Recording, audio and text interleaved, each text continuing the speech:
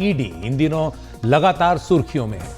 कभी नेताओं के घरों पर छापों को लेकर तो कभी सुप्रीम कोर्ट की सुनवाई में नसीहत सुनने को लेकर। 2 दिन पहले ही सुप्रीम कोर्ट ने एक बिल्डर से जुड़े केस में ईडी को नसीहत दी थी कि आपको सत्यनिष्ठा के प्राचीन मानकों के अनुरूप होना चाहिए और अपने रुख में प्रतिशोधी नहीं होना चाहिए। आप प्रतिशोधी न बने, आपको देश की आर्थिक सुरक्षा बनाए रखनी है।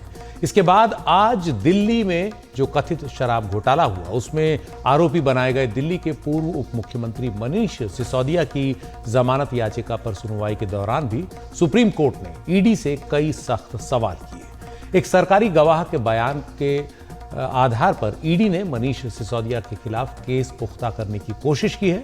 सुप्रीम कोर्ट के जज जस्टिस संजीव खन्ना ने कहा कि सरकारी गवाह के बयान पर आप कैसे भरोसा करेंगे, वो भी इस सरकारी गवाह। क्या एजेंसी ने सरकारी गवाह की सिसोदिया से घूस पर चर्चा देखी थी?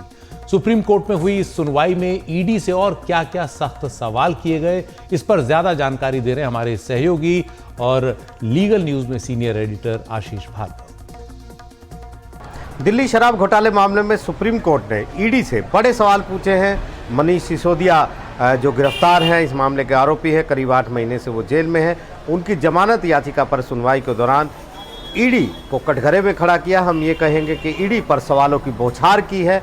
आमतौर पर जमानत के मामले में इतनी लंबी चौड़ी सुनवाई नहीं होती, लेकिन सुप्रीम कोर्ट ने कहा कि उसे लगता है कि इस मामले में सुनवाई की जरूरत है। सुप्रीम कोर्ट ने सीधे सीधे ईडी से सवाल पूछा कि जब मनी लॉन्ड्रिंग के मामले में पैसों का जो लेन देन है, मनी ट्रेल में मनीष सिसोदिया की कोई भूमिका नहीं आई है सामने, तो फिर उनको मनी लॉन्ड्रिंग का आरोपी कैसे बनाया जा सकता है? ईडी के पास ऐसे कोई सबूत साक्ष्य नहीं है जिससे ये साबित होता हो, जिससे ये पता चलता हो कि मनीष सिसोदिया ने पैसे का लेन देन किया है, उनको जो ये अपराध हुआ है उसमें पैसा मिला है। और जब ऐसा पैसा उनको नहीं मिला है तो फिर वो पीएमएलए के तहत आरोपी कैसे बनाए जा सकते हैं?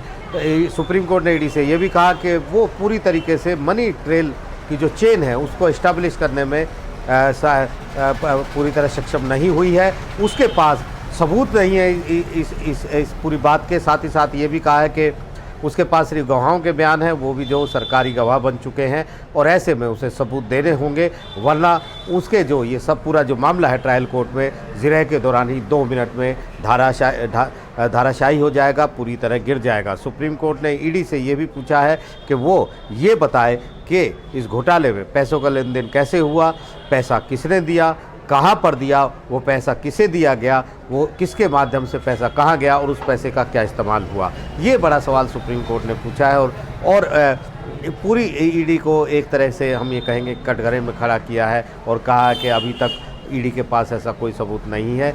सबूत जो गवाह हैं वो भी जो सरकारी गवाह बन गए, उनके आधार पर ईडी इतनी बड़ी कार्रवाई नहीं कर सकती है।